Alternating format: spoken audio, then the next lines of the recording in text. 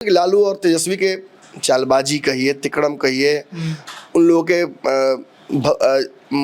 कांग्रेस के प्रति एक अंतःद्वेष, उसके कारण हो इस सीट को बर्बाद कर दिया गया।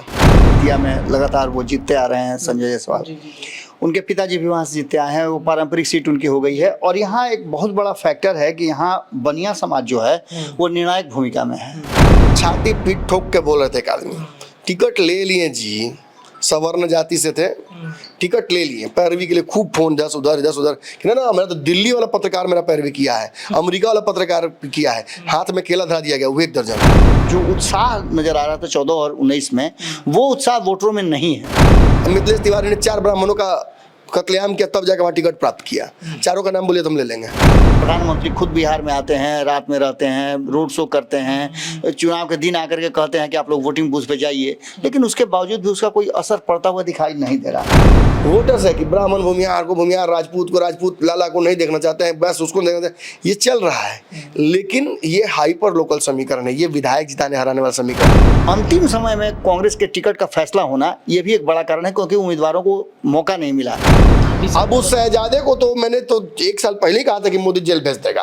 अब तो मोदी ये कह रहा है कि हम जेल भेज देंगे। अब कहा आई मनोज लेटर लिखे, हाय रे दुहाई। हालांकि 6ठे और 7वें राउंड में तो मिलेगा, लेकिन ये भी एक बहुत बड़ा कारण है उदासीनता। तेजस्वी यादव जब नरेंद्र मोदी के सामने खड़े होते तो आवाज रखा जाती है, उपेक्षा बुलाए जाते हैं। लेटर में लिखा रहा एकदम स्वर्णाक्षरों में संस्कृत का शब्द। अरे पढ़ा लिखा हायर कर लीजिएगा, पढ़ा लिखा हो नहीं ना जाइएगा। उस वोट को लेकर के जिस तरह से आपने देखा भी होगा कि जब खुद अमित शाह आए थे तो उन्होंने कहा था कि आप लोग कहा है, इस बात की सुनने में आया कि आप लोग कह रहे हैं कि वैसे यहाँ से उम्मीदवार नहीं है। मैं कौन हूँ? मैं भी तो बनिया हूँ। ये सारे लोग, कोई सुनने वाला नहीं है, बात सुनना नहीं चाहते हैं, सच्चाई इनको कड़वी लगती है। 4 को बैठा लिए अगल बगल चिरकुट, ये कहाँ से है भाई? तो ये हांगकांग से है। क्या इनको डिग्री है? तो इनको मास मैनेजमेंट है। रघुवंश बाबू का एक बड़ा रहा है यहाँ पर आधार। रघुवंश बाबू यहाँ से लगातार जीतते आए हैं और हारे भी हैं। इसी वीणा देवी से हारे थे, जो वीणा देवी यहाँ चुनाव में खड़ी हैं। तो मास मैनेजमेंट जानते हैं। ये कौन है? तो ये कुआं वाले ठाकुर जी हैं। क्या है इनका? तो ये अपने ही पार्टी का धज्जी उड़ाने में चैंपियन। चलिए इनको भी बिठाई कुर्सी पर बगल तेजस्वी जी के। अरे आपन फाटल सिया मर्दे, तू कहाँ पैराम पड़ा बार मोदी के? मोदी ता होते बा आ तू जो लड़ाई लड़ाओ तरफ फालतू में। अरे आप समाजवाद को जिंदा रखने वाले एकमात्र बचे हुए हैं, आप ही वो बीज हैं। आप खत्म हो गए ना तो समाजवाद खत्म हो जाएगा, क्योंकि ममता अखिलेश सब कॉम्प्रोमाइज्ड है। नमस्कार, पंचनामा देख रहे हैं आप, जहां पे हम करते हैं खबरों की चीड़-फाड़। बिहार के 6ठे चरण का मतदान 8 लोकसभा सीटों पर समाप्त हो चुका है और जैसा कि आप सभी को पता है कि इन 8 सीट पर जब चुनाव बीत जाते हैं तब इस पर हम अपने संपादक डॉक्टर नमन मिश्रा सर के साथ जुड़ते हैं और विजय मिश्र बाबा के साथ जुड़ते हैं और पता करवाते हैं, चीड़-फाड़ करवाते हैं कि भाई इन सीटों पर जिन 2 प्रतिद्वंदियों के बीच मुकाबला हुआ है, क्या परिस्थिति बन रहा है, रिजल्ट कैसा होगा, कौन जीत रहा है, कौन हार रहा है, इस पर हम चीड़-फाड़ करवाते हैं। हमारे साथ 2 हमारे संपादक और हमारे बाबा जो हैं वो जुड़ चुके हैं। तो चलिए बिना देर किए 8 सीट पर 6ठे चरण के मतदान जहां पर हुए हैं, एक एक करके चीड़-फाड़ करवाते हैं।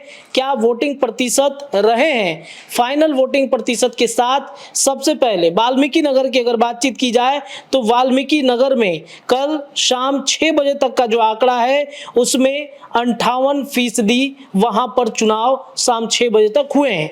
और जो मुकाबले, जो कड़े मुकाबले थे, उसमें अगर बातचीत की जाए तो सुनील कुमार कुशवाहा जनता दल यूनाइटेड से थे और दीपक यादव आरजेडी से थे। तो बाबा से जानते हैं कि ये जो बाबा दोनों के बीच की लड़ाई है और प्रतिशत जो यहाँ पर हुए हैं पिछले साल के मुकाबले ये प्रतिशत कहीं ना कहीं 3% कम है, मान के चलते 4% कम है। तो क्या मतलब मतलब चुनाव आयोग ने जो पहल शुरू की थी लोगों के वोटिंग की, वो काम नहीं आ रहा है, उदासीनता है जो वहाँ के सांसद हैं उनके खिलाफ? देखिए रत्न, सबसे बड़ी बात है कि 2014 और 2019 से आप कंपेरिजन करेंगे तो कंपेरिजन करने में आपको देखना पड़ेगा कि परिस्थितियां उससे बड़ी भिन्न हैं। जी। जहां एक तरफ 2014 में परिस्थितियां कुछ अलग थी। 2014 में लोगों को आजमाना था कि गुजरात के मुख्यमंत्री किस तरह से गुजरात में डेवलपमेंट करते हैं, देश में किस तरह से करेंगे, उसका चुनाव था। 2019 में आपको पता है कि राष्ट्रवाद का मुद्दा आ गया था, लेकिन इस बार मुद्दा 10 साल के मोदी के शासन के साथ साथ आगे क्या होगा, इसके साथ साथ इधर 17 महीने में जो नीतीश कुमार ने तेजस्वी यादव का एक मौका दिया, जो कहते हैं कि हम उनको नौकरी पर रखे थे 17 महीने के लिए, उन्होंने नौकरी वाला मुद्दा जो उठा करके कहीं ना कहीं एक बात जरूर किया है। लेकिन खैर इन सारी बातों से अलग लगभग 61% के आसपास दोनों चुनाव में वोट हुआ था, 2014 में भी 2019 में भी। अब यहाँ जो 58% वोटिंग हुआ है, उस 58% वोटिंग में अभी हो सकता है कि कुछ बढ़े। हम लोग इसी का इंतजार भी कर रहे थे कि जब फाइनल आ जाए तो हम पंचनामा करें, लेकिन अभी तक नहीं आया है। हो सकता है 24 घंटे के बाद फिर आवे, कभी कभी तो आप देखे होंगे कि 48 घंटे 72 घंटे के बाद भी आया है। मतलब चुनाव आयोग थोड़ा सा देर भी कर रहा है इस बार। तो यहाँ की परिस्थितियां हैं कि इस बार राष्ट्रीय जनता दल ने थोड़ा सा ट्विस्ट करने की कोशिश किया है। यहाँ पर प्रवेश मिश्रा का भी एक एंगल सामने आया है, और खास करके यहाँ के सवर्णों में एक उदासीनता देखने को मिली है। उसकी उदासीनता का कारण था कि यहाँ अक्सर सवर्णों को मौका मिलता था, इस बार नहीं मिला। तो हो सकता है कि उसका जो है असर देखने को मिल सकता है। बाकी जो फाइनल आएगा तो देखेंगे कि 58% से कितना बढ़ता कितना घटता है, 1-8% का अंदाजा रहता है। सर ये बताइए कि यहाँ पर हम देख रहे हैं कि जनता दल यूनाइटेड कुशवाहा को उतारा है, वहीं राजद की बातचीत करें तो दीपक यादव एक नए कैंडिडेट को वहाँ पे खड़ा किया गया है। कुशवाहा और यादव, इसका लॉजिक क्या हो सकता है सर? देखिए, मुझसे पूछिएगा तो मैं तो विवादित बयान ही दूंगा।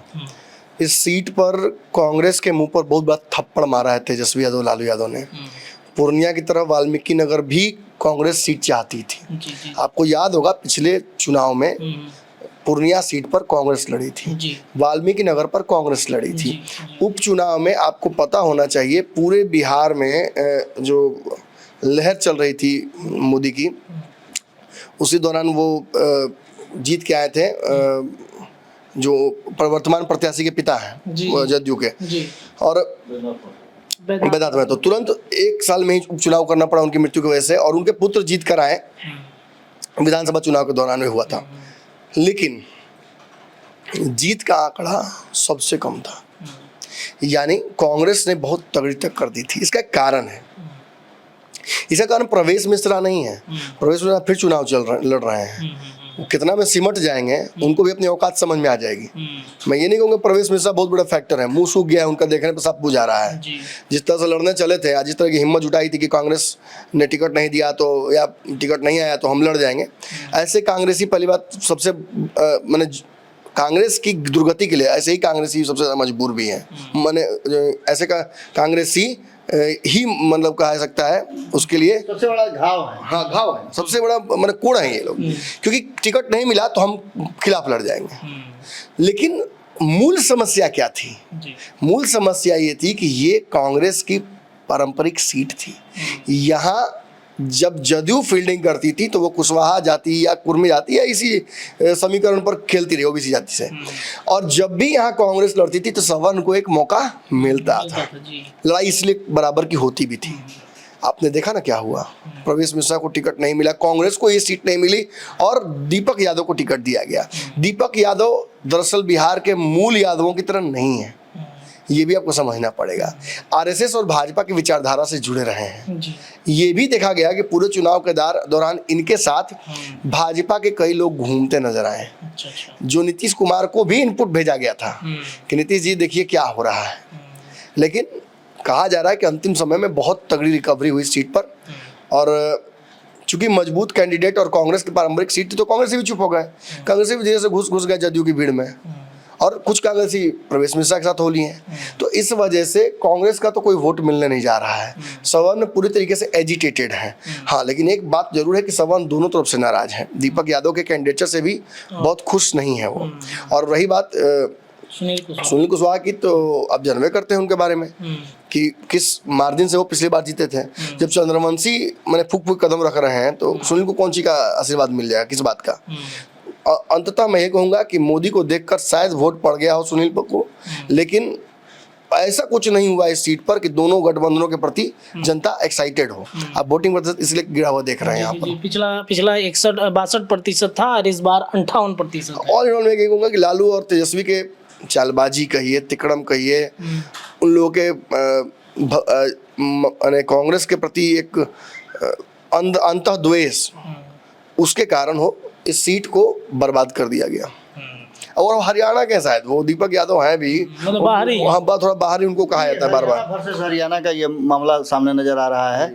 हरियाणा वाले ने हरियाणा वाले का टिकट, हरियाणा वाले ने हरियाणा वाले को लगा है। चलिए देखिए, तो ये वाल्मीकि नगर सीट की बात हमने की है। अब आगे बढ़ते हैं, बात करते हैं पश्चिम चंपारण बेतिया की सीट पर। संजय जायसवाल बीजेपी से कैंडिडेट हैं और कांग्रेस से मदन मोहन तिवारी हैं। बात अगर की जाए वोटिंग प्रतिशत की, तो यहाँ पर 60% वोट शाम 6 बजे तक पड़े। वहीं पिछली बार यहाँ पर 62% था। तो ये संजय जायसवाल का जादू, मोदी के कहे जाते हैं, मोदी काफी ज्यादा संजय जायसवाल को मानते भी हैं, अमित शाह भी काफी मतलब संजय जायसवाल को पसंद करते हैं। तो क्या ये मतलब नहीं चल पाया, क्या मामला उनका नहीं सेट हो पाया बाबा? देखिए, यहाँ की परिस्थितियाँ थोड़ी सी भिन्न हैं। यहाँ की परिस्थिति में आप देखें, जैसा कि आप बता रहे हैं कि बेतिया में लगातार वो जीतते आ रहे हैं संजय जायसवाल, उनके पिताजी भी वहाँ से जीतते आए हैं, वो पारंपरिक सीट उनकी हो गई है। और यहाँ एक बहुत बड़ा फैक्टर है कि यहाँ बनिया समाज जो है वो निर्णायक भूमिका में है।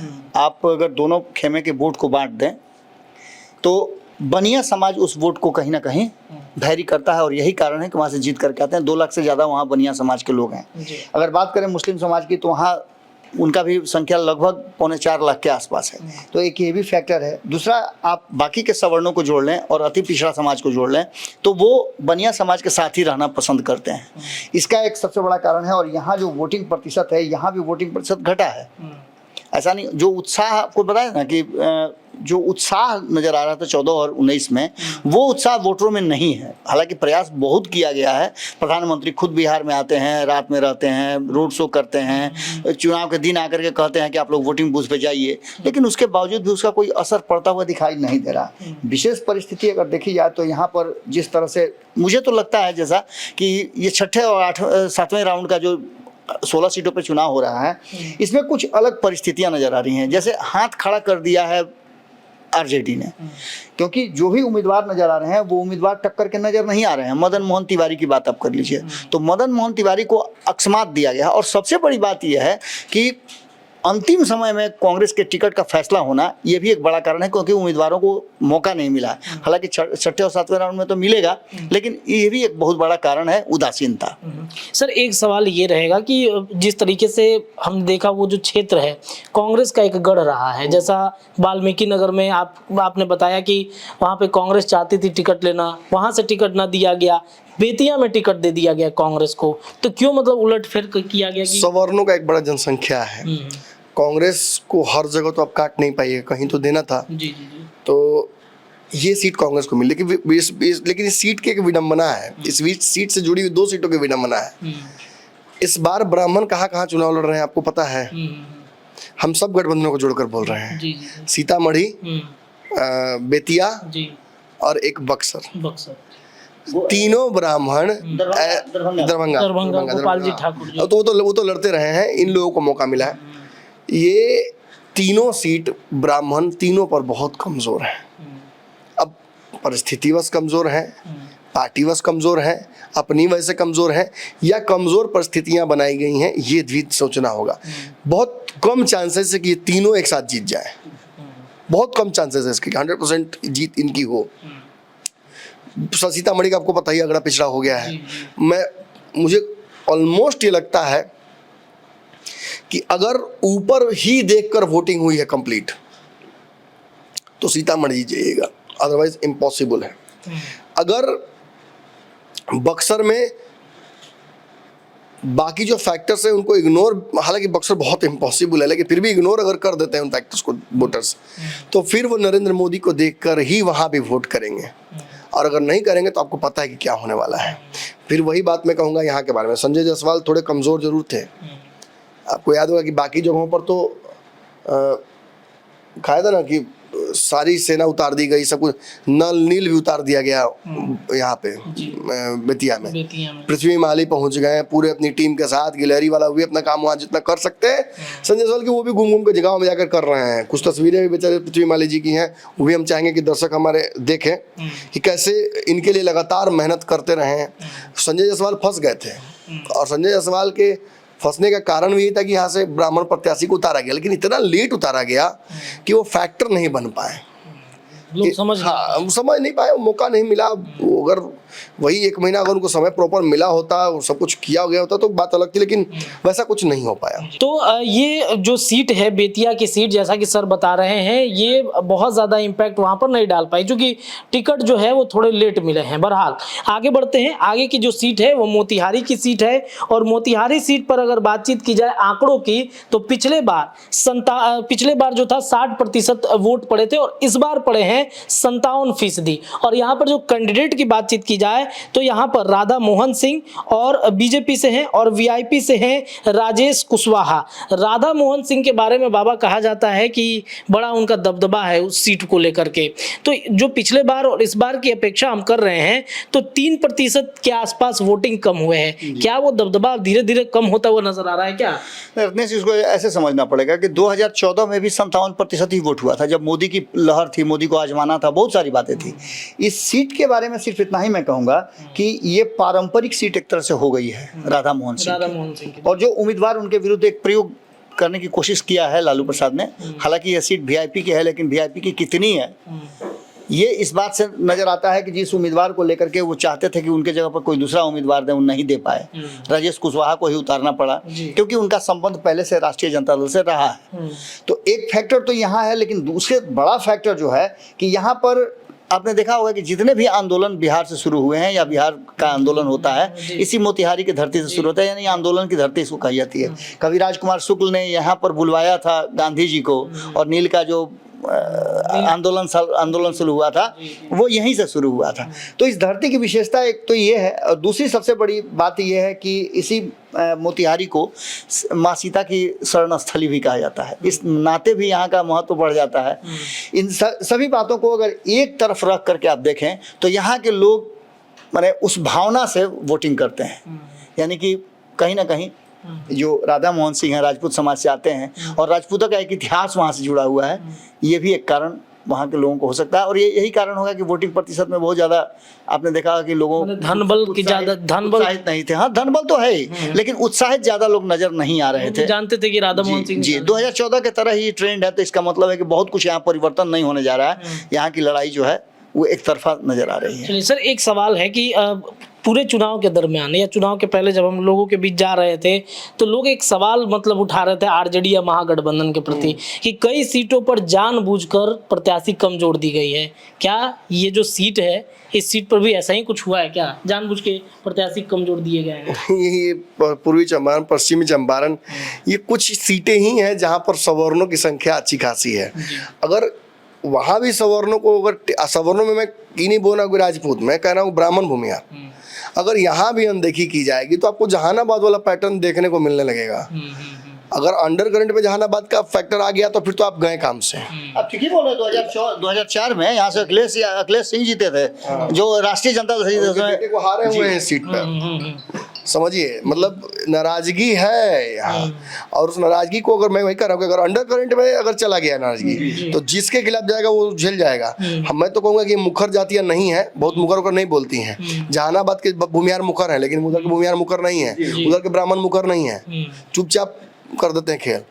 वही मगर राधा मोहन सिंह का टिकट तो कट गया था, आपको याद होगा। इनको तो मैंने बोनस में टिकट मिला। इन्होंने तो फेसबुक पर इनके लोगों ने तो मोदी जी को ही मैंने अंट बंट बोलना शुरू कर दिया था, लेकिन अंतिम समय में इनका टिकट काटने की हिम्मत नहीं हुई लिस्ट में। क्यों नहीं हुई? देखिए, एक साथ 5-6 जगहों पर इन पुराने नेताओं की लड़ाई नहीं चाहते थे कि हो, और चूंकि राजपूत समाज के प्रत्याशी कई थे, इस वजह से भी काम बिगड़े नहीं, ये चाहते थे भाजपा के लोग। राधा मोहन सिंह का कितना इम्पैक्ट है, कितना वो फैक्टर बनेंगे इस चुनाव में, ये भी देखना होगा। हाँ देखिए, और एक बड़ा बढ़िया बात चंदन झा जी ने बताया कि रमा देवी का टिकट कट गया है। रमा देवी वैसे समाज से आती हैं, इनका वोट सीधे ट्रांसफर होता था राधा मोहन सिंह को, ये भी समाज नाराज है। सीतामढ़ी में भी इसकी नाराजगी देखी जाएगी। देवेश ठाकुर ऐसे थोड़े कमजोर हो रहे हैं, मजबूत आदमी, लेकिन कमजोर क्यों रहे हैं? इन्हीं नाराजगी, छोटे छोटे समीकरणों की वजह से। इस सीट पर निश्चित ही बिहार में किसी सीट पर जाइए, कुशवाहा की जनसंख्या अच्छी खासी है, लेकिन कुशवाहा क्षेत्रीय समीकरणों के आधार पर वोट कर रहे हैं। मूलतः एनडीए के साथ 70% कुशवाहा पूरे बिहार में एनडीए को वोट करेगा, निकाल लीजिएगा आंकड़ा। लेकिन वो जो 30% है, ये किसी किसी सीट पर बहुत हावी है। ये सीट वीआईपी को गई। वीआईपी की तरफ से आपको याद है कि नाम काहे लगे, किसी को प्रमोशन करेंगे, छाती पीठ ठोक के बोल रहे थे एक आदमी, टिकट ले लिए जी, सवर्ण जाति से थे, टिकट ले लिए, पैरवी के लिए खूब फोन, जस उधर ना मेरा तो दिल्ली वाला पत्रकार मेरा पैरवी किया है, अमेरिका वाला पत्रकार किया है, हाथ में केला धरा दिया गया, वो 1 दर्जन। दिल्ली से आते समय ट्रेन में नहीं होता केला धरा दिया था, सामने ही सर बातचीत, आपके सामने ही बात हुआ था। तो 1 दर्जन केला धरा दिया गया हाथ में कि जाइए अगला बार ट्राई कीजिएगा। लालू यादव ने स्पष्ट निर्देशित कर दिया था कि इस सीट पर पिछड़े जाति के, दलित समाज के या ओबीसी समाज के या तथा कथित रूप से पिछड़े समाज के व्यक्ति को टिकट मिलना चाहिए, और वीआईपी मजबूर थी। राजेश कुशवाहा शुरू से ही कंटेंस में थे और कंफर्म था कि उन्हीं को टिकट मिलने वाला है। वो जोड़ घटाव किस बात, 1 दर्जन का आधा दर्जन वही चल रहा था, फाइनल कर दिया था।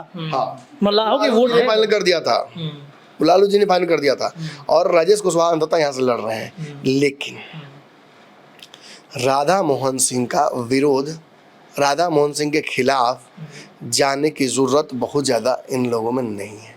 मैं वो खुल के बोल रहा हूँ, राधा मोहन सिंह को अगर कंपटीशन कहीं से मिल रहा है तो वो वहीं मोतिहारी से ही है, और वो भाजपा माइंडेड लोगों से ही है।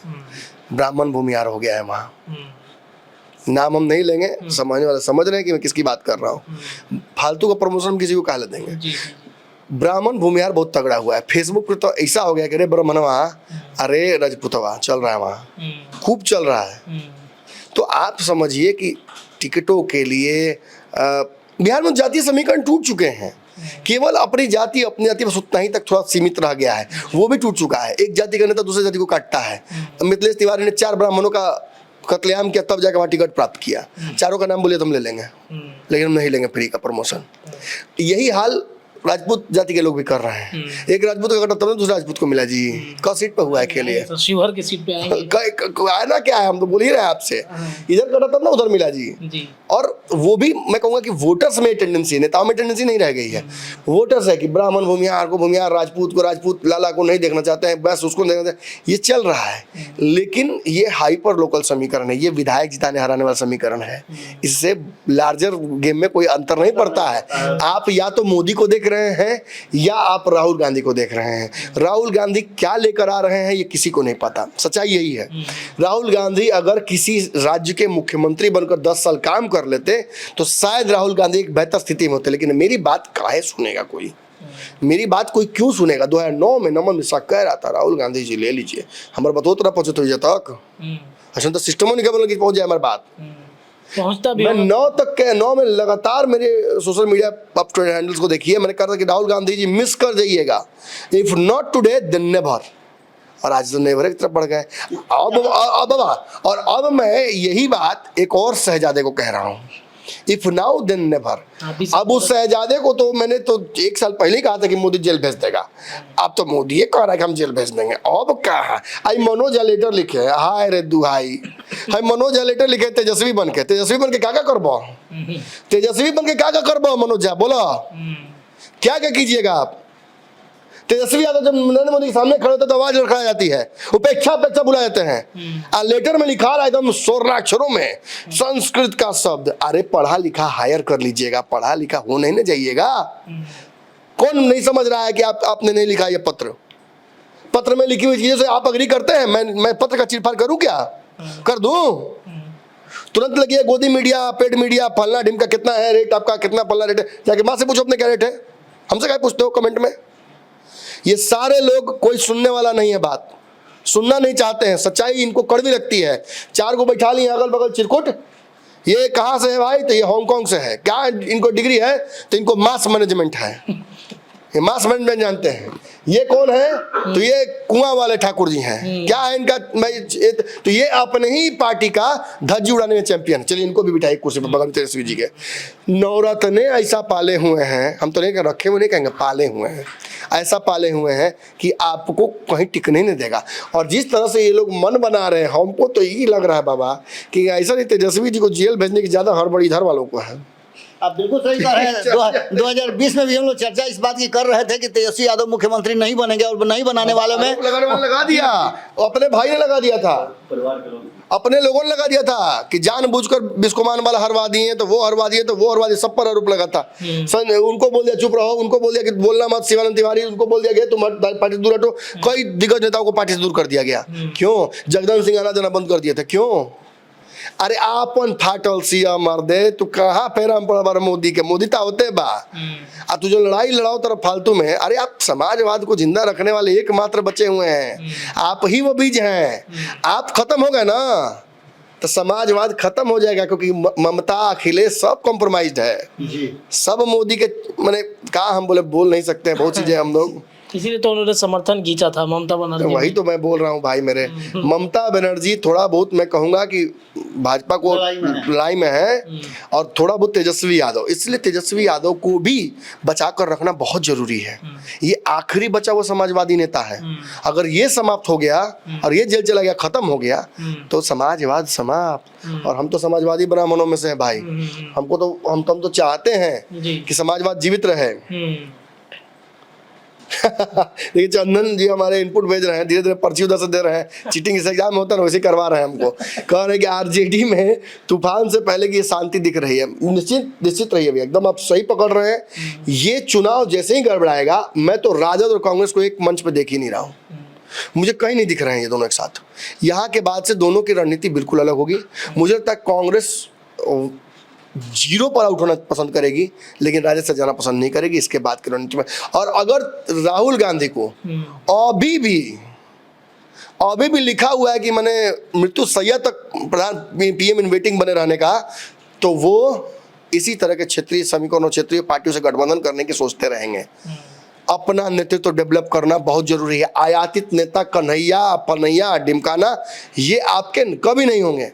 भाजपा भी आयातित नेताओं से फायदा नहीं उठा पाई है कभी, कोई पैटर्न नहीं रहा है आयातित नेताओं के हिट होने का, कभी कोई पैटर्न नहीं रहा है। कन्हैया एक अच्छे लेफ्ट के लीडर हो सकते हैं, सत्ता के लिए आप बाबा कन्हैया लेफ्ट के अच्छे लीडर हो सकते हैं, वो कांग्रेस के कभी अच्छे लीडर नहीं होंगे, क्योंकि उन्होंने इतना कुछ जहर उगल दिया है कांग्रेस के खिलाफ कि कांग्रेसी उनको कभी अपना मानेंगे। अब तो जेएनयू का वो वीडियो सब भी वायरल होता है ट्विटर पे, हम देखते हैं क्या क्या होगा। नहीं, मैं कल ही मैं देख रहा था। देखिए मनोज तिवारी, तुम सच पूछिए तो मैंने उनकी राजनीतिक हैसियत तो उनकी शून्य है, कोई वैल्यू ही नहीं है। जब तक मोदी है तब तक वो है। मोदी जी कहीं अगर हट उठ गए तो अमित शाह तो रखबो नहीं करेंगे उनको बनिहारी में, सच्चाई है। लेकिन उनको भी हराने में कन्हैया कुमार का पसीना छूटा हुआ है। कोई थप्पड़वश दे रहा है, कोई कुछ कर दे रहा है। ये तो पॉपुलैरिटी है आपके नेताओं की। कोई एंटी सोशल, मैंने नहीं करो कन्हैया को एंटी सोशल, उन्होंने ऐसा कोई प्रूफ हमारे पास नहीं है, लेकिन किसी पे एंटी सोशल का तमगा लगा हुआ है, कोई पे भ्रष्टाचार का तमगा लगा हुआ है, कोई जेल से आया है, कोई पताल लोक से आया है। ऐसे नेता कहाँ से मिल जाते हैं आपको भाई? विशेष मतलब जैसे भारत में नहीं होता कि कोई आता है तो कोई नौकरी करने आता तो 100 समस्याएं लेकर आता है, वैसे ही मतलब कांग्रेस में लिखा हुआ रहता है क्या कि आने से पहले ये सब क्वालिफिकेशन जरूर नहीं चाहिए। पताल लोक एक बार भ्रमण जरूर हो, एक बार वीजा में पताल लोक लिखाई लो, एक बार जेल भ्रमण हो, क्या पैटर्न है मुझे समझ में नहीं आता है। देखिए बहुत विडम्बना है कि हम तो विषयांतर जरूर है, विडम्बना बहुत है कि यही लोगों को जब भाजपा लेती है तो भाजपा वाशिंग मशीन में डुबा के 2-4 बार पीट के ना, अभी तो लगले बार बैठ डुबा हुआ और निकालेगा तो व्हाइट एकदम टाइट लिखा, चौक गए। हाँ चौक गए। वही आदमी है। यही हाल है यहाँ। राजपूत और ब्राह्मणों की लड़ाई हो गई है जो घाटा कर सकती है। लेकिन देखिए मैं खुल के बोल रहा हूँ, देखिए इसमें नमन मिश्रा ने पहले दिन चुनाव के बात बोल दी थी कि बाबा 3 बजे बाद वाला वोटरवा सब जो कर रहा है ना, वो खेला कोई समझ ही नहीं पा रहा है। अब तेजस्वी को बुझाना शुरू हो गया है, अब विपक्षी लोगों को बुझाना शुरू हो गया है कि 3 बजे वाला जो सोना चांदी पहन के वोटर आ रहा है वो मोदी को बचाने आ रहा है।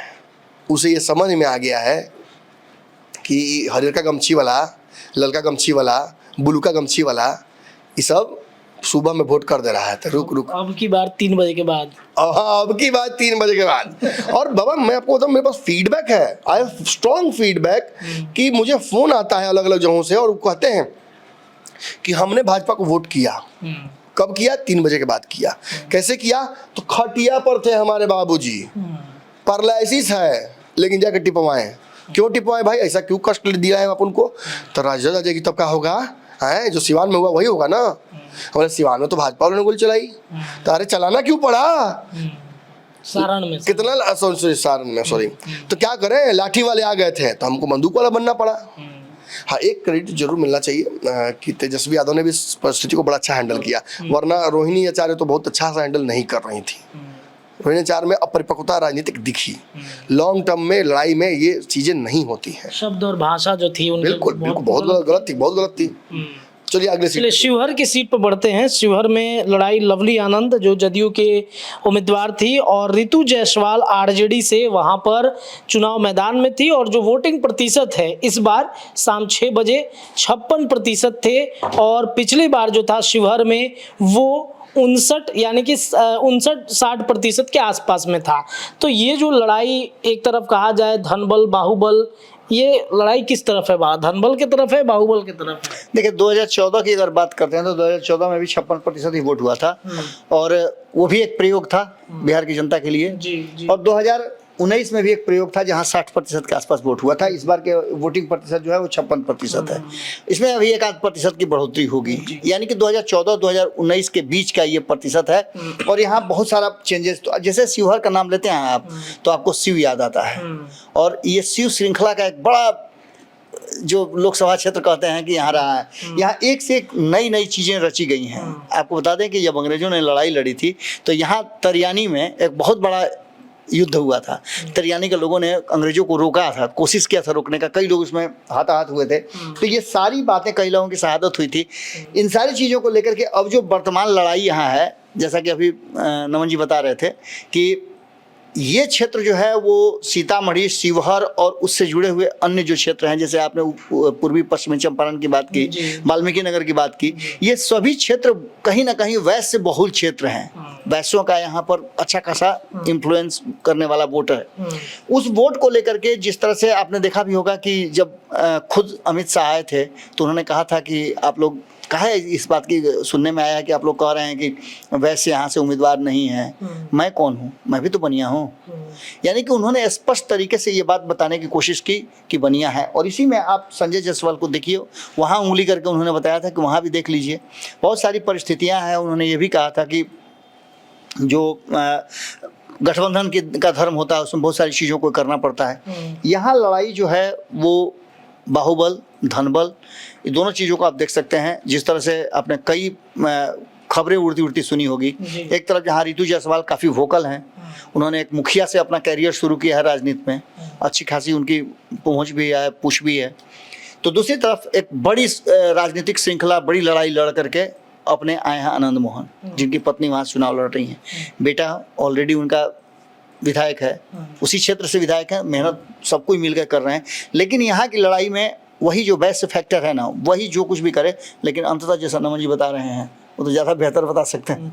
शिवहर में सर अब जो लवली आनंद है, आनंद मोहन की पत्नी, और रितु जायसवाल जो एक मुखिया का चुनाव लड़ी और राजद ने उन्हें प्रवक्ता दिए, बनाया, एक लंबा संघर्ष। पिछली बार चुनाव जीत गई थी जी, पिछली बार चुनाव जीती थी विधायक का, जी ऑलमोस्ट जीत गई थी।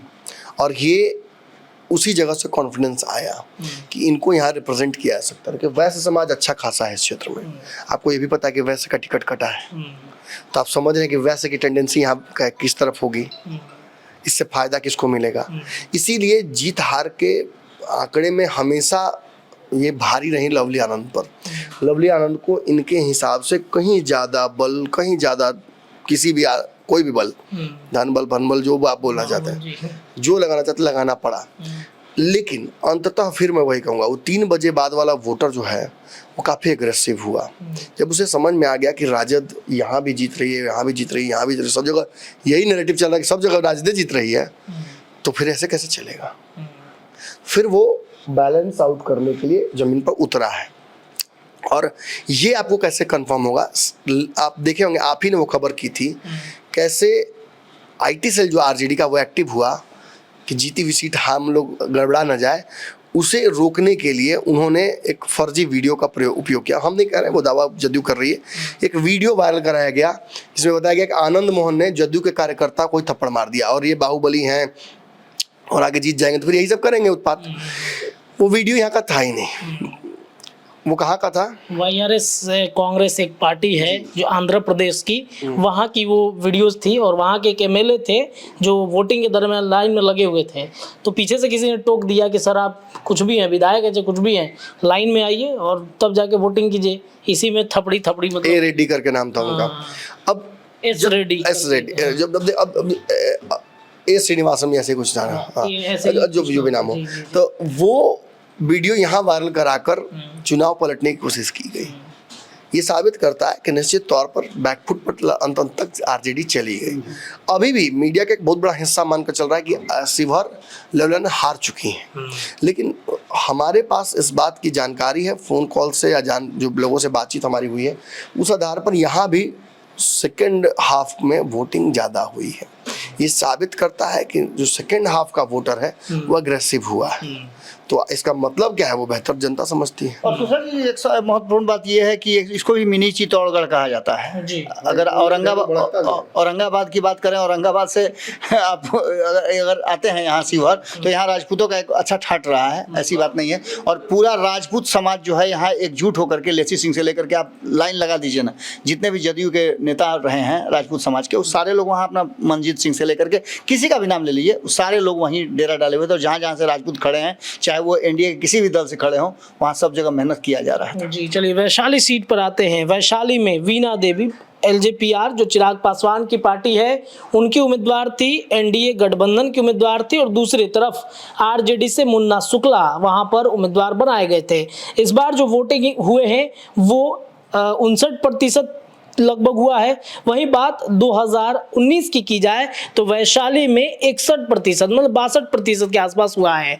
तो यहाँ पर क्या फैक्टर काम कर रहा है? बीना देवी के प्रति हमने देखा लोगों के मन में नाराजगी भी थी, दूसरी तरफ मुन्ना शुक्ला आ गए, बाहुबल धनबल का भी यहाँ पर काफी वर्चस्व है। तो कौन आगे निकल सकता है इसमें बाबा? मोतिहारी, शिवहर, वैशाली, ये तीसरा वो सीट है जो राजपूत डोमिनेटिंग सीट है जी। यहाँ आपको पता है कि पहले से रघुवंश बाबू का एक बड़ा रहा है यहाँ पर आधार। रघुवंश बाबू यहाँ से लगातार जीतते आए हैं और हारे भी हैं, इसी वीणा देवी से हारे थे, जो वीणा देवी यहाँ चुनाव में खड़ी हैं। मैंने पहले ही आपको बताया कि वोटिंग प्रतिशत को यदि आप देख रहे हैं तो यहाँ आपने बताया कि वैशाली में जो 58 का लगभग 59% के आसपास वोट हुआ था, 2014 में भी 59% के आसपास ही हुआ था। और वहाँ भी आपने देखा कि रिजल्ट किस तरह से बदला था। वर्तमान जो परिस्थिति बनी है वहाँ उस समय भी राजपूत समाज से ही जीत करके आए थे, रमा सिंह जीते थे। ये सारी परिस्थितियाँ इस बात की तरफ इशारा कर रही है कि वहाँ राजपूतों का डोमिनेटिंग रहा है शुरू से। इसके अलावे एक और महत्वपूर्ण बात कि राष्ट्रीय जनता दल ने यहाँ समीकरण बदलने की कोशिश की, भूमिहार समाज के नेता को उतारा और भूमिहारों की नाराजगी का फायदा उठाने की कोशिश किया। क्योंकि आपको याद होगा कि चाहे सुरेश शर्मा की बात कर लिए, अजीत शर्मा की बात कर लिए, या जो भी नेता वहाँ हैं भूमिहार समाज के, वो सब चाह रहे थे कि उनको टिकट मिले, लेकिन अंततः जो हुआ आपके सामने है। वोटिंग प्रतिशत यहाँ हो सकता है कि यहाँ वोटिंग प्रतिशत जो है दोनों के बीच में है, तो बहुत ज़्यादा परिवर्तन नहीं हो और जो रिजल्ट था 2019 में उसी रिजल्ट को कंटिन्यू कर ले। वैशाली की सीट पर सर क्या मुकाबला तो काफ़ी टक्कर वाला है। मुन्ना शुक्ला बाहुबली हैं, वीणा देवी हैं, वहाँ पर चिराग पासवान की पार्टी से इनका भी टिकट कहा जा रहा था कि कट भी सकता है, कोई नया कैंडिडेट दिया जाएगा। मुझे एक बात समझ में आती है, राजद किस तरीके के मनुवादियों से लड़ना चाहती है।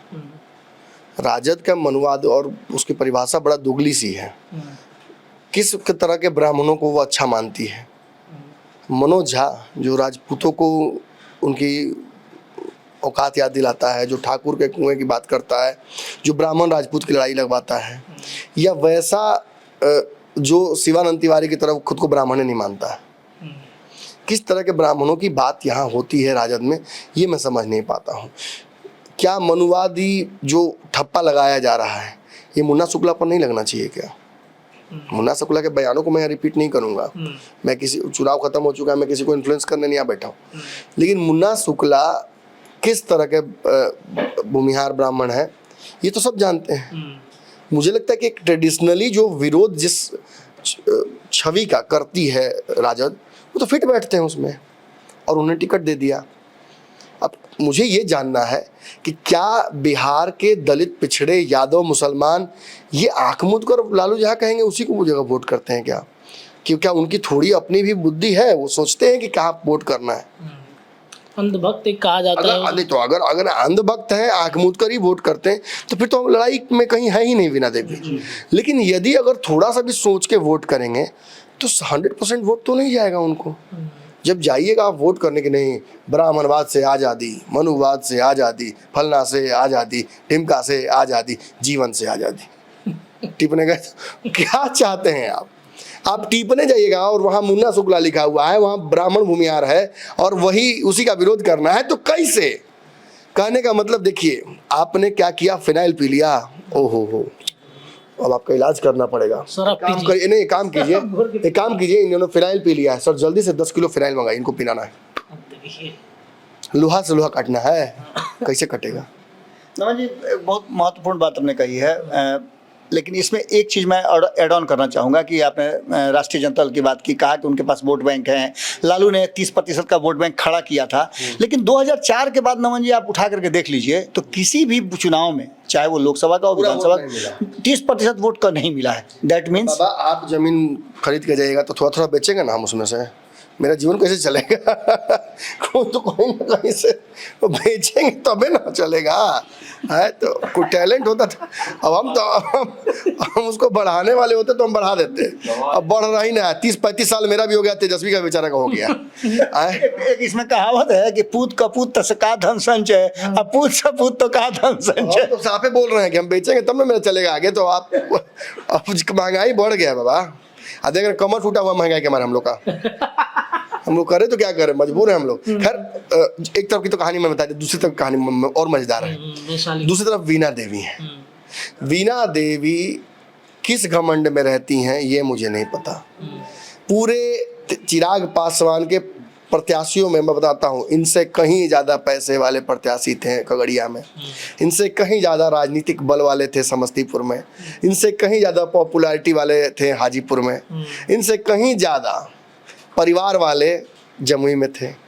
और ये इस तरीके से चुनाव लड़ रही थी, लग रहा है जैसे कि चुनाव थोड़े लड़ रही हैं, ये यहाँ होटल रिजर्व की हैं और ये जाएंगी तो इनको मैंने सब लोग खातिरदारी में जुट जाएगा।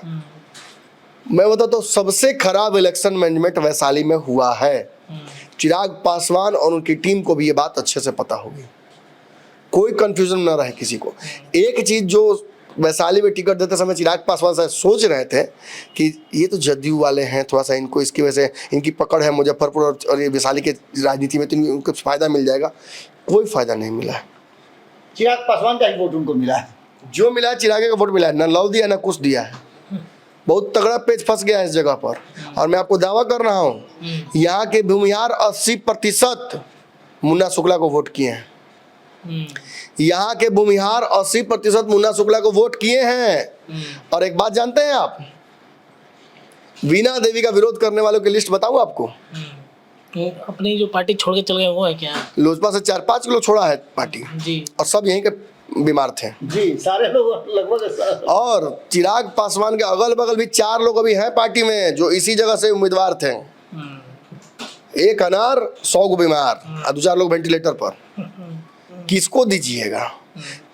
चिराग पासवान ने अंततः फैसला तो अपनी सूझबूझ से लिया, लेकिन अरे कितनों होनहार स्टूडेंट होता है, एक सवाल तो गड़बड़ा ही जाता है। चिराग पासवान का जो गड़बड़ वाला सवाल था वो यही वैशाली था। कभी कोर्ट से ज़्यादा अलग भी सवाल आ जाता है। निश्चित बाबा, मुझे लगता है कि लोग जमुई, समस्तीपुर, कई जगहों पर एनालिसिस कर रहे थे, खगड़िया, मुझे खगड़िया से बुरी स्थिति वैशाली में है। खगड़िया तो फिर भी अंतिम समय में बहुत रिकवर हुआ है, बहुत रिकवर हो गया है, लेकिन वैशाली वाले एक ऐसा चॉइस है। मुझे लगता है कि चिराग पासवान भी जब अकेला में बैठते होंगे तो शायद उनको गड़बड़ा आ गया। कहावत है, 3 तिगाड़ा काम बिगाड़ा। इस मैनेजमेंट में 3 लोग जुड़े हुए थे, पति पत्नी और वो। तो बोलबे की है बाबा, हम तो बोले ही कि उनको अगर वो परिवार में आना चाहती है तो जमुई देख लें, अगर वो पैसा में आना चाहते तो खगड़िया देख लें, अगर पॉपुलैरिटी में आना तो हाजीपुर देख लें। इलेक्शन मैनेजमेंट अगर जदयू और बाकी दलों को मिलाकर कौन स्ट्रेटजी अच्छा कर पाए तो समस्तीपुर देखें। कहाँ टिक रही हैं आप? और क्या आधार है कि मुन्ना शुक्ला साहब जीत रहे हैं? मुन्ना शुक्ला बहुत आगे हैं लड़ाई में, बहुत आगे हैं। भूमिहारों ने वोटिंग कर करके याद दिलाया है। अब बहुत सारी बात तो हम नहीं बोलना चाहते हैं क्योंकि हम क्राइम रिपोर्टर नहीं हैं। एक बात हम बोलना चाहेंगे कि दिनेश सिंह को भूमिहार पसंद नहीं कर रहे हैं, तगड़ी नाराजगी है। और ये नाराजगी चिराग पासवान कैसे नहीं रीड कर पाए ये मुझे समझ में नहीं आ रहा। राजपूत समाज के लोग भी बहुत ज्यादा उनको पसंद नहीं करते हैं। वो तो मजबूरी है कि वो एमएलसी जीत करके आते हैं और ऐसा एमएलसी का वो सीट है कि जिसमें धनबल की चलती है। नहीं तो अगर एक चुनाव उनको मुखिया का जीता लड़ा दीजिए, बेटी लड़ी थी ना 2020 में चुनाव, क्या परिस्थिति हुआ आपको पता है? वही बात, जब छोटे से विधानसभा नहीं जीता पाए बेटी को तो लोकसभा का फिर अब कैसे उम्मीद लगा रखे हैं? परिस्थितियां बदल चुकी हैं। और चिराग पासवान भी कह देंगे कि नहीं ठीक है इनको वोट दे दीजिए, कहने का मतलब कौन इनसे लड़ाई हुई थी। हम तो एग्जाम्पल दे देते हैं सीधा सीधी, आपके और आपके चचा में लड़ाई हो गई, आपके चचा जी आपके पिताजी बोले कि अगले दिन ना ठीक है कोई दिक्कत नहीं, गुरुद्वारा बैठल है, जाओ एक गिलास पानी दे दो। एक गिलास तो नहीं है भरिएगा रत्नेश जी, हमको पता है, कुछ तो जरूर उसमें डंडी मारिएगा, कल लड़ाई हुआ है। हम और कुछ नहीं बोल रहे हैं कि आप और क्या कर सकते हैं उस गिलास में पानी के साथ, लेकिन इतना जरूर कहेंगे कि पूरा गिलास तो नहीं है भर के दीजिएगा। अगर अंदीना कोई और होता तो साथ होते थे बतासो आप देते, बाबूजी बोले पानी पिया तो मतलब बतासो का हाला, बतासा तो नहीं आप दीजिएगा, ये तो तय हम बोल रहे हैं कि नहीं। तो अब चिराग पासवान के वोटर्स जो पशुपति पारस से नाराज हैं धोखे के चलते, प्रिंस से नाराज धोखे के चलते, जो महबूब अली के से नाराज धोखे के चलते, चिराग के कहलों पर कैसे मान जाएंगे कि ना बीना देवी सही है? कल तक तो सही नहीं थी। ये पेज फंस गया है इस सीट पर। वही 3 बजे वाला वोटर बाद वाला ही कैसे बचाएगा? उसमें भी तो सब पुण्य शुक्ल को वोट कर रहा है। तो अब बहुत मुश्किल है ये सीट, बहुत मुश्किल है। वैशाली के बाद आगे बढ़ते हैं गोपालगंज की सीट। और गोपालगंज में बता दें आपको कि इस बार 50% वोटिंग वहां पर हुए हैं और पिछली बार जो वोटिंग था यानी 2019 की बातचीत की जाए तो 55% वोट हुए, 5% कम हो गया है बाबा। गोपालगंज में रिजर्व सीट है तो आलोक सुमन है वहां पर जदयू के प्रत्याशी और वीआईपी से प्रेमनाथ चंचल यहाँ पर आए हैं। एक चर्चा चल रही थी कि भाई गोपालगंज तो एक मुश्त मतलब जदयू का निकल गया, कोई दिक्कत नहीं है क्योंकि वीआईपी का कैंडिडेट वहां पर काफी कमजोर है। क्या जानबूझ के ये किया गया है क्या? देखिए हम तो शुरू से बता रहे हैं कि जो 16 सीटें हैं ना अंतिम की, जो 6ठे और 7वें राउंड की, उसमें कंपटीशन जहां तहां है, लेकिन ऐसा देख के लगता है कि यहाँ जानबूझ करके कैंडिडेट ऐसा दिया गया है जो एनडीए जीत जाए। इस तरह का बार बार आप जब भी आइए किसी कैंडिडेट का चर्चा कीजिए, तो जैसे अभी हम लोग चर्चा कर रहे थे वैशाली का, इससे पहले भी हम लोग चर्चा कर रहे थे। लेकिन इन सारी बातों के साथ साथ जो वर्तमान परिस्थिति नजर आई है गोपालगंज की, 2008 में ये सीट जो है वो रिजर्व हुआ था और रिजर्व सीट होने के बाद आप समझ सकते हैं कि आलोक सुमन के सामने दूर दूर तक नहीं टिकते हैं। तो कहीं ना कहीं एक बात तो साफ नजर आती है कि इस सीट पर एक से एक लड़ाई रही है। कभी साधु यादव इस सीट पर जीता करते थे जब जनरल सीट था, अब जो वर्तमान परिस्थिति बनी है उसमें लड़ाई बहुत ज़्यादा नहीं है और वीआईपी कितना टक्कर देगी आप ये भी समझ सकते हैं। जी गोपालगंज की सीट पर सर क्या आपका एनालिसिस है? नहीं, गोपालगंज की जो सीट है वीआईपी को जब मिली थी तो उस समय ये लग गया था कि थोड़ा मतलब किस आधार पर दिया गया, ये प्रथम दृष्टया हम लोगों ने यही सोचने की कोशिश की थी। ये भी चर्चा सर चल रही थी कि शायद किसी मलाह को वहां पर दिया जा सकता है, लेकिन हुआ नहीं ऐसा। नहीं, मलाह को तो नहीं दिया जा सकता था ना, मलाह को इसलिए नहीं कि चूंकि रिजर्व सीट है, मलाह को दूसरे कई जगह दिया जा सकता था, लेकिन यहाँ की सीट थी कि बहुत सारे ऐसे कैंडिडेट थे जो कैपेबल थे, जो तैयार थे। आप समझिए ना कि जिस सीट पर जनक राम कभी जीत के आते हो और उनको भारतीय जनता पार्टी बैठा करके टिकट दे देती है आलोक सुमन को, तो आप समझ सकते हैं ना कि इसका मायने क्या होगा। आलोक सुमन जदयू में बहुत इंपॉर्टेंट पोजीशन होल्ड करते हैं, नीतीश कुमार के करीबियों में से एक हैं और नीतीश कुमार को जब भी कोई बड़ा फैसला लेता तो आलोक सुमन को बुला लेते हैं। इनको जिताना तो जरूरी था उनके तरफ से, पूरी ताकत उन्होंने अपनी तरफ से लगाई है। ये लालू यादव का पुराना गढ़ रहा है, परिसीमन के बाद से साधु यादव लालू यादव का ये थोड़ा कह सकता है कि यहाँ थोड़ा इम्पैक्ट कम हुआ। लालू जी का तो पूरा ही कम हो गया क्योंकि लालू जी का इम्पैक्ट जो था वो साधु यादव के माध्यम से ही था। तेजस्वी यादव ने कोशिश की थी नमन जी, वो गए भी थे वहाँ मंदिर का उद्धार करने की जिम्मेदारी भी दिया गया था उस चुनाव में, जो प्रत्याशी गड़बड़ा गया प्रयास किया गया था, राजद ने पूरी तरह से कोशिश की थी, लेकिन ये सीट एक ऐसी, इस सीट का चूंकि देखिए फ्लेवर बदल गया, सडनली खिचड़ी बना रहे केवल दूध डाल दिए तो खीर ना हो जाएगा जी। अब वो ये सीट खीर सी हो गई है, अब खिचड़ी यहाँ बनता नहीं है। कहा जा सकता है कि इस सीट के रिजर्व हो जाने की वजह से साधु यादव की राजनीति कमजोर हो गई, वरना इस जगह से वो बहुत मजबूत हैं, वो आज भी कागज पर सबसे मजबूत नेता इस क्षेत्र के हैं, और इसी वजह से यहाँ से भागना पड़ा है मिथिलेश तिवारी को बक्सर। ये क्षेत्र बड़ा अलग तरीके का है, इस क्षेत्र से बढ़िया सवर्णों का यहाँ डोमिनेटिंग है, लेकिन इस सीट को रिजर्व कर दिया गया है, इस बात को लेकर के बहुत भाजपा का कोर वोटर यही भरा हुआ है। तो विधानसभा में ये तो फरियाद लीजिएगा आपसे, विधानसभा में तो काफी जगहों पर देखे हमने कि कई विधायक हैं बीजेपी के, वहाँ फरियाद लेगा, वहाँ बैश्य समाज का बड़ा जनसंख्या है, तेजस्वी भी जाते हैं तो वैसे ही देते हैं वहाँ पर टिकट। नवाज जी, यहाँ पर 14% मुस्लिम भी हैं, जो कि यहाँ रहते कम हैं, वो विदेश में ही ज्यादा हैं, लेकिन 14% है जो इन्फ्लुएंस करते हैं यहाँ के वोटरों को। तो यहाँ पर मतलब आलोक सुमन, मुझे लगता है कि देखिए आलोक सुमन को जिताने के लिए पूरी मशीनरी लगा दी गई है, वीआईपी चाह कर भी कुछ कर नहीं पाएगा। यहाँ पर बहुत लड़ाई, आप देख लीजिएगा, जो रिजल्ट आएगा आपको समझ में आ जाएगा। इतना ही नहीं, देखिए अभी जस्ट एक इनपुट और आया है कि इस जगह पर मैं जो बोल रहा था कि जदयू का कितना मशीनरी काम कर रहा है, कि यहाँ से डीएम जो भेजा गया है वहां पर, वो प्राइवेट सेक्रेटरी किसी समय नीतीश कुमार जी के थे, मकसूद आलम, उनको भेजा गया है। तो आप अंदाजा लगाइए कि कितना बड़ा मशीनरी काम कर रहा है गोपालगंज में। गोपालगंज में वीआईपी नहीं टिक पाई है। वीआईपी भी ये बात जानती है कि वो 3 सीटें जो मैंने बताया था आपको, वो 3 सीट लेकर कमजोर, और वो 47 सीटों पर बिना, मैंने नहीं होता कि बेगानी शादी अब्दुल्ला दीवाना वाला हाल हो गया। हेलीकॉप्टर पर घूम रहे हैं। हाँ, चलिए, बात है सबसे इस लोकसभा सीट में, मतलब 8 लोकसभा से छठे चरण में सबसे हॉट सीट जो थी वो सिवान लोकसभा सीट बनी हुई थी। हेना साहब को और आरजेडी से ऑफर आता है, हेना साहब वो ऑफर ठुकरा देती हैं, निर्दलीय चुनाव वहाँ पे लड़ती हैं, कभी भगवा पट्टा तो कभी पीला पट्टा तो कभी चुनरी ओढ़ती हैं। निर्दलीय प्रत्याशी के रूप में टेम्पू छाप उनको मिला था। कहा जा रहा था कि टेम्पू जो है वो दिल्ली निकल गई है। वहाँ पर अवध बिहारी चौधरी आरजेडी से थे। वहीं बातचीत की जाए विजय लक्ष्मी कुशवाहा जो रमेश कुशवाहा की पत्नी हैं, उनको टिकट जदयू की तरफ से दिया गया। एक और निर्दलीय प्रत्याशी के रूप में जीवन यादव वहां पर उतरे थे। जीवन यादव की चर्चा ये है कि वो आरजेडी से टिकट चाहते थे, लेकिन अवध बिहारी चौधरी ने नहीं दिलाया। तो ये 4 प्रत्याशी वहां पर थे जो लड़ाई में थे। अब यहाँ पे वोटिंग प्रतिशत की बातचीत की जाए तो 52% यहाँ पर वोटिंग गिरे हैं, और पिछले चुनाव में जो था यहाँ पर 54% वोटिंग गिरे थे। पिछले चुनाव में कविता सिंह थी। तो यहाँ पर प्रत्याशी बदलना, कुशवाहा को टिकट देना, बाबा वहां पर जो गेम चेंजर के रूप में जो स्वर्ण समाज के जितने सारे लोग हैं वो होते हैं। इस बार तो हमने सुना कि काफी कहानी बदल रही है। टेम्पू वाकई में आगे निकलेगा क्या इस बार? टेम्पू पर चढ़ने से पहले आपको एक और नाम याद रखना चाहिए था, ओम प्रकाश यादव। ओम प्रकाश यादव जी, ओम प्रकाश यादव का नाम याद रखिएगा तो आपको चुनाव के बाद और चुनाव के बीच में जो उनका एक वीडियो जो है आया था, मैं देख रहा था कि आप शायद उस वीडियो को देख रहे थे, तो मुझे भी देखने का मौका मिला। मैंने काफी कुछ बदला है इस बार सिवान में, और सिवान में सबसे पहली बात जो बदली है वो ये है कि यहाँ एक बात समझिएगा कि यहाँ के जो बदलने वाली बात है उसमें हेना साहब को अगर आप देखते हैं तो इससे पहले वो किसी दल से लड़ा करती थी, इस बार इंडिपेंडेंट है। दूसरा सबसे महत्वपूर्ण बात कि यहाँ रमेश कुशवाहा की पत्नी का लड़ना, जिस रमेश कुशवाहा को सिवान के लोग किसी माने फूटी आंख नहीं, वो कहते हैं कि फूटी आंख नहीं सुहाता है, राजपूत भूमिहार ब्राह्मण तो उनको देखना भी नहीं। बिल्कुल। इसके अलावे और भी बहुत सारे फैक्टर्स हैं इसमें। आपको ब्राह्मणों की संख्या, राजपूतों की संख्या, भूमिहारों की संख्या अच्छी खासी है। यादव भी यहाँ है, तो यादव भी दूसरे ही एंगल से हैं, वो हिना साहब के पक्ष में नजर आते हैं।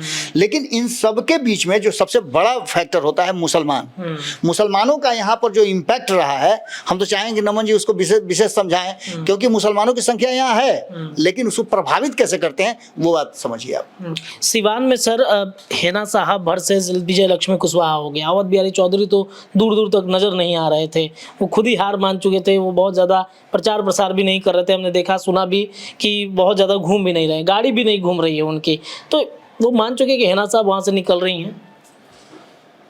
लेकिन इस बार के बिहार के में चुनाव जो हुआ है लोकसभा का, इसमें हर क्षेत्रीय स्तर पर एक अलग तरीके का हमने मुद्दा देखा है, इशूज देखे हैं जो वाकई बहुत कंफ्यूजिंग है। एक पहली बार ऐसा देखने को भी मिला है कि लोकसभा के चुनाव में क्षेत्रीय मुद्दे प्रभावी नहीं होते हैं। नमन जी बहुत अच्छा पॉइंट। सेफोलॉजिस्ट जितने भी देश भर में हैं जो चुनाव का विश्लेषण करते हैं, उनका दिमाग काम नहीं कर रहा है। बिहार आने के बाद तो घुटना में वाला दिमाग भी काम नहीं कर रहा है। सच्चाई बता रहे हैं आपको, बहुत बड़ी समस्या है बिहार में। लोकसभा चुनाव नहीं, विधानसभा चुनाव हो रहा है, मैं खुल के बोल रहा हूँ। और विधानसभा चुनाव इस तरीके का हो रहा है कि इशूज छोटे छोटे हैं। हमारा यहाँ चापाकल नहीं लगा है, अबे तो मोदी जी को इससे कहा मुखिया से जाके मिलो। ये समस्या है हाइपर लोकल लेवल पे। और ये इशूज नहीं, मैं इशूज की बात छोड़िए ना महाराज, इशू तो फिर भी मान लेते हैं हाइपर लोकल होता है कुछ। सबसे बड़ी बात की नाराजगी का इकोसिस्टम भी अलग अलग जातियों का अलग अलग है। पूर्णिया, मधेपुरा, सुपौल में यादवों की नाराजगी का सिस्टम है और वो राजद से है। किशनगंज, सिवान और एक जगह और मुसलमानों की नाराजगी का सिस्टम है, वो राजद से है। बक्सर में ब्राह्मणों की नाराजगी का सिस्टम है और वो एनडीए से ही है, मोदी से ही है, जिसके वोटर है उसी से है। जहानाबाद में भूमिहारों की नाराजगी को सिस्टम है और वो जदयू और मोदी जी से ही है। अब बताइए, मतलब आप चुनाव का गणित जोड़ने वाले का ओवर टाइम दिमाग भी करला पहांग का जाई, कानून से धुआं फेंके लगे। आपके ऐसी की तरह हो गया, मैं धुआं फेंकने लगे, बता रहे हैं। वो हम ही लोग हैं ना कि किसी तरह से इस चुनावी माने गाय को बैठा रहे हैं, दूध भी रहे हैं, आपको एक लोटा दूध भी पहुंचा दे रहे हैं। ये हम ही लोग हैं जो कर रहे हैं। बाहर के विश्लेषक तो हार मान चुके हैं। कल देखते हैं तो जर्मनी वाला कहता है कि हार रहा है, आज के देखते हैं जर्मनी वाला कर जीत रहा है। कल देखते हैं प्रशांत किशोर कह रहा है हार रहा है मोदी, फिर आज कहता जीत रहा है। कल लगा था हारने पर 5 लाख रुपया, आज हार जीतने पर लगा रहा है 50 लाख रुपया। दिमाग नहीं काम कर रहा है, खराब हो गया है दिमाग इन लोगों का। इसीलिए हम कह रहे हैं कि कोई सी दावे से चुनाव के शुरू से पहले बचना चाहिए। आप ब्रह्मा के अवतार नहीं है कि अब जो बोलिएगा सो सही हो जाएगा। धीरे धीरे हम ही लोग थे, हम लोगों ने क्या कहा था कि राम लहर है, बहुत प्रचंड राम लहर है। प्रथम दौर में देखा, दूसरे नहीं दिख रहा कहीं राम लहर है। अंडर करंट में है, अंडर करंट में है। महिलाओं का इतना संख्या में जाकर के पोलिंग बूथ पे खड़ा होना, आप समझते क्या है? महिलाओं को राशन देखा, महिलाएं खड़ा हो रही हैं। और जिसकी सवर्ण घरों में, जो संपन्न घर हैं, उनमें महिलाओं को 5 किलो राशन के लिए कहा वोट कर रही मोदी को? नहीं, राम मंदिर बनाने के लिए वोट कर रही हैं। वो धार्मिक महिलाएं राम मंदिर के नाम पर वोट कर रही हैं। और हिना साहब का जो वस्त्र है भगवा, उस पर तो मैं आ ही रहा था। देखिए, सिवान के मुसलमानों की नाराजगी राजद से है। सिवान के मुसलमानों की सबसे बड़ी कमजोरी ये है और सबसे बड़ा निकम्मापन ये है कि उन्होंने अपनी नाराजगी का कोई इकोसिस्टम डेवलप नहीं किया, सिवाने तक में रह गए। अरे मैं बहुत जिम्मेवारी से बोल रहा हूँ उनको निकम्मा। उनको अपने गिरबान में झांकना चाहिए कि जब भूमिहार, ब्राह्मण, राजपूत, यादव अपनी ताकत दिखा सकते हैं तो आप काहे पीछे रह गए? क्या जरूरत पड़ी कि हिना साहब को भगवा ओढ़ना पड़ा? क्या जरूरत पड़ी कि उन जातियों के पीछे घूमना पड़ा जहां कभी मतलब ट्रेडिशनली घूमना नहीं पड़ता था? मतलब आप लोगों ने पूरी ताकत नहीं लगाई। सुबह में जाके पूरी सब्जी खाता लोग हिना साहब के यहाँ, और रात में, सुबह में ऑटो में बैठ के जाता लोग, और रात में लालटेन जलाता लोग। ये खेल हुआ है रत्नेश जी, मैं इस खेल से वाकिफ हूँ। मैंने, मेरे बहुत सारे लोग हैं वहाँ पे, मैं बहुत से बच्चों से बात करता हूँ। हिना साहब को भी धोखा दिया है कई लोगों ने, और उनको इसलिए धोखा दिया गया है क्योंकि उनको धमकी आई है ऊपर से। क्या धमका है? भगवान जाने, मोदी से धमका दिए होंगे। धमकी यही है कि इसके बाद फिर ललटेन के साथ नहीं दिखोगे। अगर यहाँ टेम्पो में बैठल दिख गए फिर ललटेन की तरफ नहीं दिखना जीवन में फिर। और इसका खामियाजा हिना साहब को हो सकता है। दूसरी बात, विजय लक्ष्मी जी को भेजा गया है। विजय लक्ष्मी जी को बहुत सोच समझ कर कैंडिडेट बनाया गया था। लेफ्ट वाले एजेंडे को भी वो पार पाती। कविता सिंह भी बहुत विरोध नहीं कर पाती, क्योंकि सवर्ण आता तो सवर्ण थोड़ा सा हमारे बराबर में है, हमारे बराबर में खड़ा कर दिया किसी को। तो राजपूत भी बहुत चिलम चिली यहाँ कर नहीं पाए। फिर ओम प्रकाश यादव भी थे, वो भी चाहते थे कि इस बार तो जाएगा कहाँ, इस बार तो हमारे पास आना है। उनको भी झटका लगा, तो वो भी बहुत कुछ कर नहीं पाएंगे, क्योंकि वहाँ के यादव ने उठा लिया बीड़ा कि मुसलमान तो वोट नहीं करेगा, तो अब हमारे ऊपर जिम्मेदारी बढ़ जाती है। हमको जिताना होगा राजद को यहाँ से। अवध बिहारी चौधरी घर में बैठे हुए उसका कारण है, उनको बुझाते हैं करे का बा, दिमाग काम करत नहीं के, इसीलिए तो अंतिम में टिकट दिया गया। आप बताइए सिवान का सिस्टम जैसा समझिएगा। टूना पांडे कहाँ है बताइए कोई है? नहीं। और वो हारे हुए जो नचनिया विधायक थे कौन, वो कहाँ है? श्याम बहादुर कहने बड़े हैं, कोई नहीं बता सकता है। 4-5 लोगों का मैं नाम लूंगा, आप किसी के बारे में नहीं बता सकते। मंगल पांडे किधर है, वो किधर है, ये किधर है, कोई कहीं नहीं है, किसी को कुछ नहीं बुझा रहा है, दिमागी काम नहीं करते, कहाँ जाएंगे। इसीलिए मैं कह रहा हूँ कि यहाँ के जीत हार पर बहुत आप अगर कंक्रीट वे में अगर कोई एनालिसिस करना चाहते हैं तो मत कीजिए, मैं कहूँगा इसे जनता पर ही छोड़ दीजिए। न अवध बिहार जीतने की स्थिति में है, न कविता जीतने की, माफ कीजिए विजय लक्ष्मी जीतने की सिस्टम में स्थिति में है, और न ही हिना साहब जीतने की स्थिति में है। ये त्रिशंकु हो गया है, और त्रिशंकु में एक हाली कहीं एक तरफ गिर जाएगा। तो आप, मैं उतना हल्का विश्लेषण नहीं करता हूँ, हाँ इसीलिए मैं व्यंग्यात्मक विश्लेषण कर रहा हूँ इस सीट का, कि मजाक में ही बात काम निकल जाए, ज़्यादा सीरियस ना होना पड़े, ज़्यादा सीरियस ना होना पड़े, क्योंकि वहाँ की सीटें पेंडुलम जैसी स्थितियाँ हो गई हैं। कई लोग शुरू से ऐसा रहा है, सिवान की स्थिति ऐसी रही है, कभी साहबुद्दीन नहीं, हिना साहब लगातार हारती नहीं। अरे मीसा भारती से हिना देखिए, देखिए मैं जानता हूं कि राजद पूर्वाग्रह में है, मैं जानता हूं कि राजद के श्रेष्ठ नेतृत्व पूर्वाग्रह में है हिना साहब और साहबुद्दीन को लेकर, एक हीन भावना है। वरना मैं अब एनालिसिस अगर प्रॉपर करूं तो मैं कहूं कि मीसा भारती से अलग क्या है हिना साहब का। जितना बारी लड़ी उतना बार वो भी लड़ी हैं, जितना बारी हारी उतना बार वो भी हारी हैं। ये बेटी हैं तो एक चांस और दे दिया गया। अब उधर नाराजगी की खबर रहती, नहीं मिला उनको टिकट। अब तो राजद तो कह रही हम तो टिकट देना चाहते थे, नहीं ली, अपने से छोड़ दी है। क्या सच है क्या नहीं सच है वो तो चुनाव बाद समझ में आएगा। जब दल बल के साथ जदयू ज्वाइन करने जाएंगे हिना जी, तब बुझाएगा कि क्या होता क्या होता है, कौन सी पार्टी ज्वाइन करेंगे ये तो बाद में पता चलेगा। लेकिन महाराजगंज की सीट पर सर आते हैं। महाराजगंज में इस बार 51% वोट पड़े हैं और पिछली बार 53% वोट थे। यहाँ पर जनार्दन सिंह सिग्रीवाल ने अपना टिकट बचा लिया। लाठी डंडे खूब पड़े थे उनको, हम उससे लाठी डंडे के दरमियान हमने भी सर कवर किया था। जब लाठी डंडा पड़ा तो काफी चिल्ला रहे थे। आप ही के जगह तो उनको लगा था, हम वहीं पे था लगा उनको। हम तो सर साइड में थे। अच्छा। उनके बॉडीगार्ड के साथ घूम रहे थे। तो बॉडीगार्ड आप ले घूमिए तो पिटाएगा नहीं नेता। तो पता चला कि लाठी उनके सर पे पड़ गया।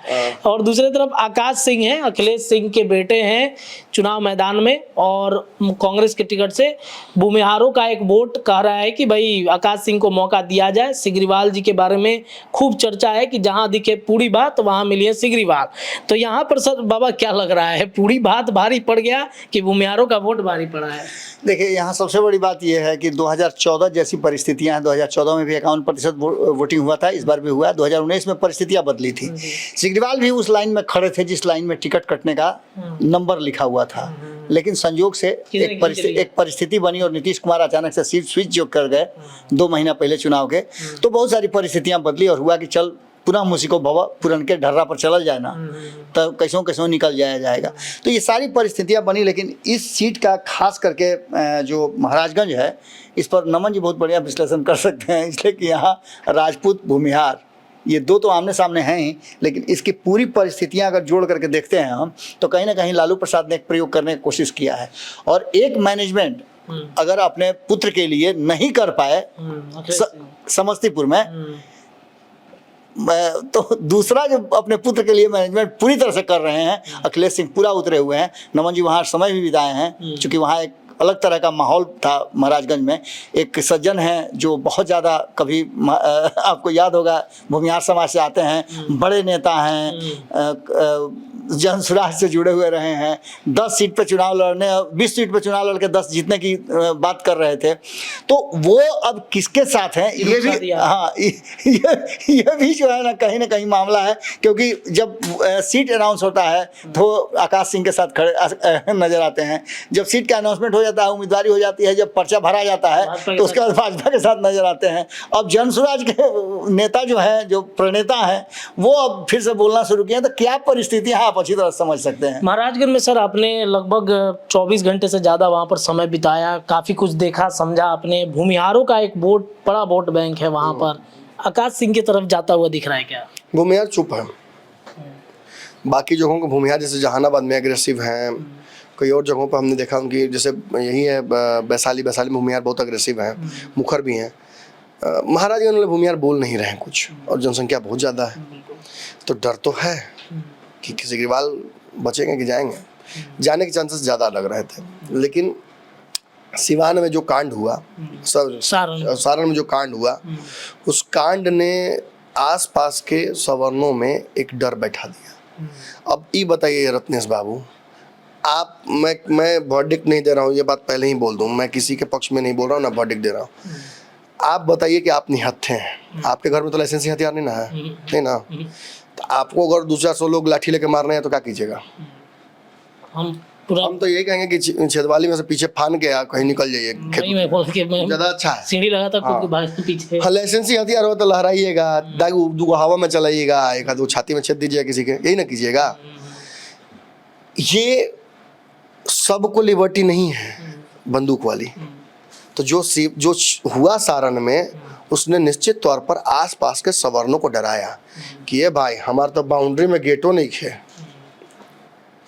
हमार बाउंड्री में गेटो नहीं है, टपाओगे ना पर इसी डायरेक्ट एंट्री बा, हमारा के तो छोड़िए ना, पहुँचलो तो एक गो बा, वो चाइल आलू काटा था 1 घंटा में काटा था किलो आलू, तो हम कैसे बचाएंगे अपने आप को? वो तो मजबूत भूमिहार सब था या राजपूत था या जो भी था जिसने गोली चला लिया।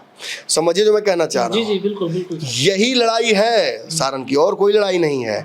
और 2 चरण के चुनाव को रोहिणी आचार्य ने जैसे सरकार बिहार में गिरा दी अपने भाई की, उसी तरीके से चुनाव भी गिरा दिया।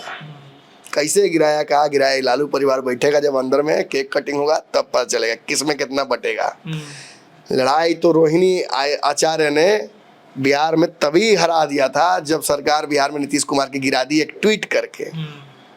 और आज एक मीटिंग में जाकर उन्होंने, एक मीटिंग बुलाए मेहमान की तरह जाकर एक जगह पर उन्होंने जो किया वो भी दुर्भाग्यपूर्ण है। लालू प्रसाद यादव क्या करें, परिवार हैं, अगर कार्यकर्ता होते तो बात कुछ और होती। तेज प्रताप यादव, रोहिणी, इन लोगों के एग्रेशन को कैसे कंट्रोल करे वो लोग? मजबूर है। मैं ये नहीं कह रहा हूँ कि रोहिणी की वजह से ही ये घटना हुई, दोनों तरफ से एक्शन रिएक्शन हुआ है, बट इससे जो सवर्ण वोटर्स वोट करना भी चाहते थे उनको भी डर लग गया। सर 2-3 दिन पहले इस विषय पर हमने चंदन सर के साथ बात बोले, विश्लेषण सोना भुला जाने से जानते खतरनाक डर किस चीज का होता है? सोना भुला जाने से खतरनाक डर जानते चंदन जी किस चीज का होता है? पीतल पाने का।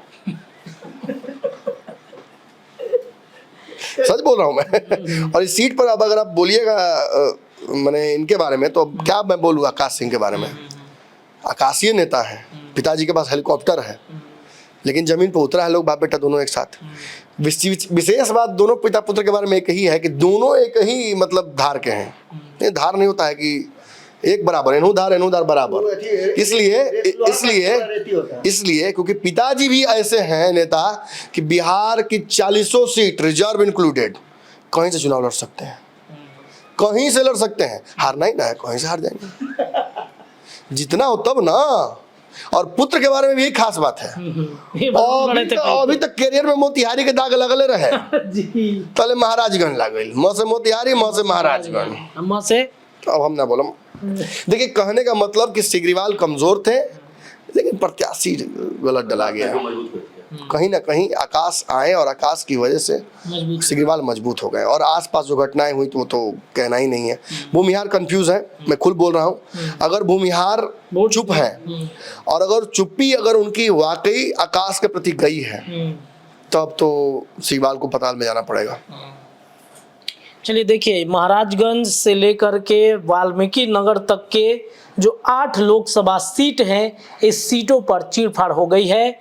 जो वोटिंग अभी भी खत्म हुए 24 घंटे हो गए हैं, और 24 घंटे के बाद वहां पर क्या स्थिति है, देखिए वीडियो लेट आने की वजह भी है। ये 8 सीट काफी हॉट सीट थी और इस पर थोड़ा सा इम्पोर्टेंट, बहुत पिवटल जी, तो इस पर मंथन करना थोड़ा सा समय लग गया और इस वजह से हमने चीरफाड़ करने में वेट भी कर रहे थे कि फाइनल रिपोर्ट हमारे पास 24 घंटे के बाद आ जाए तो इस पर ज्यादा बेहतर होगा कि कितना वेट कर रहे थे। वेट तो वही लोग कर रहे थे ये आइल ना आपकी बार कहा हो गई कहाँ की बार 3 बजे के बाद 3 बजे के बाद ये हमारा वीडियो जाएगा आप तक। जरूर देखिएगा, कैसा लगा वीडियो जरूर बताइए, अपनी राय रखिए। अगर आप भी अपने अपने लोकसभा क्षेत्र से देख रहे हैं तो वहाँ की स्थितियाँ क्या है कमेंट करके जरूर बताइएगा। फिलहाल अभी के पंचनामा में इतना ही, लेकिन चर्चाएं लगातार जारी है, चीरफाड़ हमेशा होती रहेगी। बहुत बहुत धन्यवाद।